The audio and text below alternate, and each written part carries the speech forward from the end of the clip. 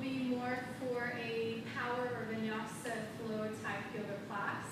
And it's great for people who are working with wrist injuries or wrist pain, where they need to lay off of Chaturangas, incline planks, or just, being on the hands quite so much. So I have a whole hour-long sequence that I put together for just being off the hands completely. And you can still work in like little bits of cardio and upper body work without having to put new weight on the hands. So I'll show you some of those little transitions and poses, and then you can work them into your own personal practice. So we'll start with the little cardio thing is with the, it's like a chair down the half boat, up to chair, immediately step back, crescent, chair, half boat, so on. So I'll show you, and I'll show you some little modifications. We can't quite get to a chair, half boat, and so on. So on the inhale, it's your chair. On the exhale, you basically just squat down and immediately go back into half boat. And then again on the inhale, you come back. You gotta make sure your heels are close to your buttocks in order to lift up easily. On the exhale, you step back into your crescent, coming forward, inhaling, and then exhaling, you can go down. And you can start going slower. And then, if you want to pick up the pace, as long as you continue to breathe, consciously, then you can just keep going and go as fast as you want. So to modify it, if you have a hard time getting to the floor controlled, so you don't fall back, just use your hands, come down, and then get back up. Again, use your hands, lift up. Now let's say going all the way down into that half boat, it's a deep knee squat, and if it bothers your knees, then maybe just stay chair crescent, and then just step back, forward, and it's not going to be as challenging, but at least you're still moving, at least you're still kind of doing something to kind of get that little bit of cardio in. So that's one way to get a little bit of you can do it for like a minute or two. You'll be surprised at how long that minute feels.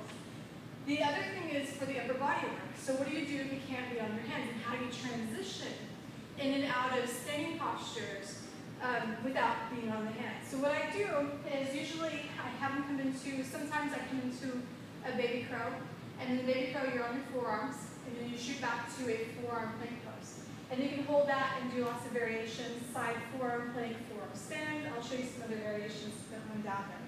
So first off, you have to give yourself a little bit more room. You come into chair, and then you come into like your garland pose, and you have your feet a little bit further back. So I like to work them back just a bit more. Knees at your outer shoulders. You're going to squeeze the crap out of your shoulders, basically. And you're going to lean forward and press into the hands for that baby crow. So you lean forward. Hold as long as you want, and then you can just shoot back. Forearm plank pose. So again, you can do lots of different variations here. You have hip dips that you can play with.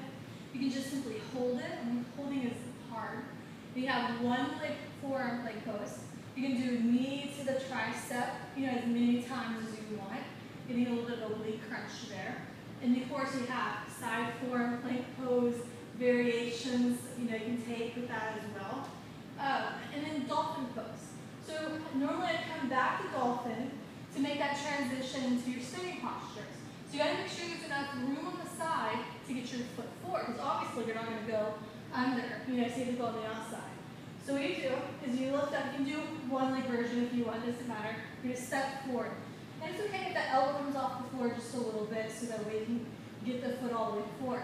But once you're here, you're basically in an inside high lunge. So you can stay down and maybe stretch or play with the standing posture, like this bound version, right? You drop the heel. You can play with your prostrating warrior, so hands and fingers interlacing. Or you can just simply, once you come into the position, you can come into any standing posture. You just drop the heel, lift, warrior two, crescent, whatever you're working with. Now let's say you want to get down. So how to transition back into that forearm side plank so you're not putting any weight on the hands. So you come to crescent. If you're a little bit closer in, you'll have to move your foot a little to the side, again, to give yourself some room.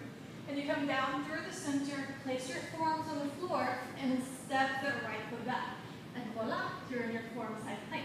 So you can call, of course, you can hold it, just go back, transition to the other side, or if you want to get in back bend, of course, you've got your Sphinx, you have bow, you have locust, and you just belly back bend so long as you're not putting weight on the hands.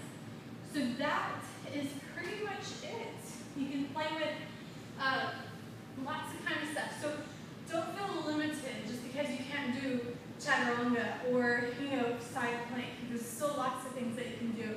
And you can transition like that. You can come down onto those forearms instead of coming down onto your hands.